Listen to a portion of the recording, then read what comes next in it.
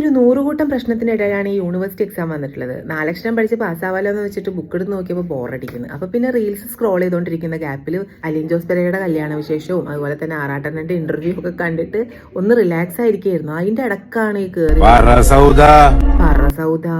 പറസൗദ എന്ന് പറഞ്ഞിട്ട്.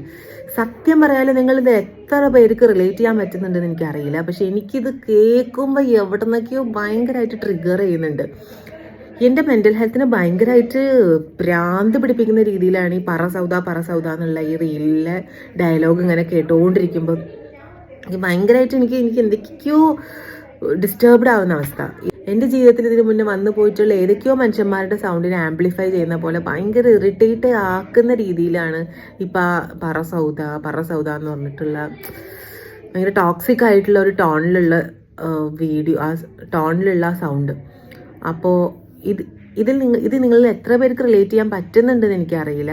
But still എനിക്കിത് ഭയങ്കര ട്രിഗറിങ് ആണ്. നിങ്ങൾക്ക് എങ്ങനെയാണ് ഫീൽ ചെയ്യുന്നതെന്നുള്ളത് നിങ്ങൾ താഴെ കമൻറ്റ് ചെയ്യൂ കേട്ടോ. ശരി.